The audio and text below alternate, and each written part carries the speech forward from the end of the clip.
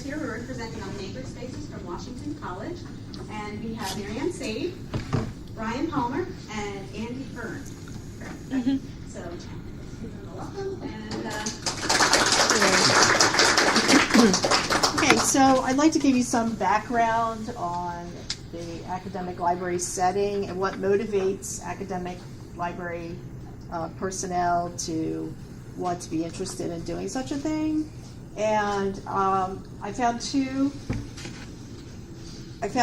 studies that were pretty recent, and they thought about the relevance. And Burke is a study that was done in 2013, and it's a little bit older than the next one I'm going to talk about, but the survey that he did was of 30 different libraries from several different countries, including the United States. And here are the top motivating factors. So libraries thought that this would be a great place to support students to be able to produce items to help them understand in a hands-on way relevant concepts that were relevant to their fields of study.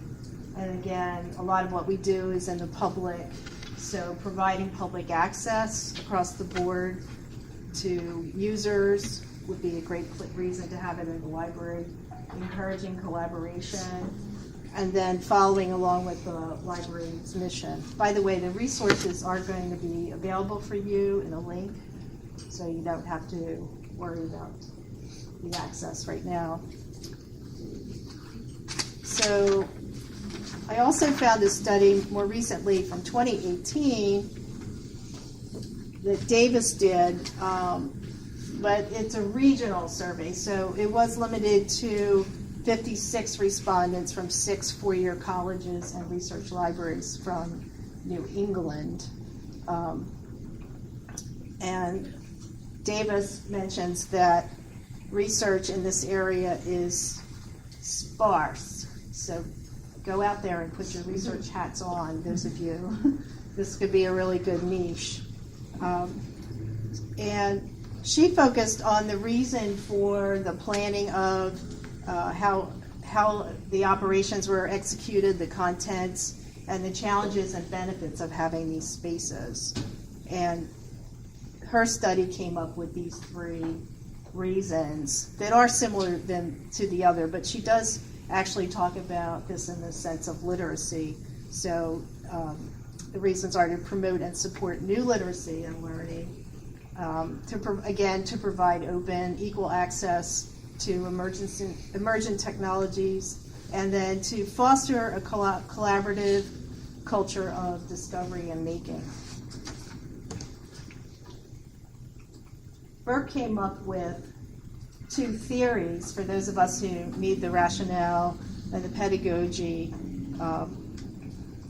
and academics are interested in this kind of thing, so and learning theories. So he talks about 2, and Seymour Papert's theory of constructionism talks about problem-based learning exercise as a really excellent way for students to build and then to reinforce what they learn. And learners are driven to create solutions to problems to solve.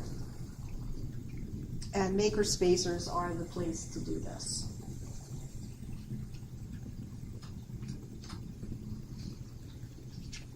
My colleagues are going to talk in a little bit more specifically about how we do that. The second concept that he talks about is by Jenkins, and he talks more about the role that the students get to play in the creative process. So they can understand by being creators that they're not only just consumers in the world, but then they have the opportunity to be visionary creators of products. And they can do this at their own pace, along with guidance. And a learner has the chance to be a teacher in this kind of situation. So what about us? What's the role of an information literacy librarian here? So this was a really great talk. Some of you may have, did anybody see them speak at ACRL in Baltimore last year? Radniecki and Clank, I hope I'm saying their names right. So they provide some insight on how they repurposed existing models of information literacy library instruction. And they realized that some of the ways that we approach it can be applied to teaching these type of skills in a maker setting to these type of students. So they did their work at the University of Nevada, Reno University Libraries. They're in a science and engineering setting, but there were only 6 full-time employees there. So they had to create tech wrangler positions. So they had a lot of student helpers with the training, and they set up workshops and other sessions to help with the programming, from programming to 3D modeling, designing and editing prototypes. And then on another level, they had software skills because they realized that there were so many daunting things that students had to learn. So they chunked it down into these different type of sessions.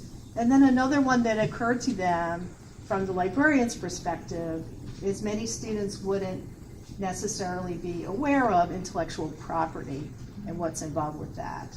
So they may have heard a little bit about copyright, but what about being the actual creator of something that could actually be developed into a prototype and be sold? So they had another session on that. The article's very good, and I suggest that you take a look at it. It goes into more details. So the results of their work, and you're not going to be surprised by this. So they had some drop-in sessions and some registered sessions, and there were poor attendance in the software workshops, and the hands-on workshops were a lot more popular. So the best ones, though, as we may know, are the one-to-ones. That's certainly the case at Washington College. We do a lot more of our reference finessing and helping students by meeting with them individually. So, as I mentioned, the resources will be available for you at the end. And now my colleagues are going to share more about the relevance and needs of makerspaces.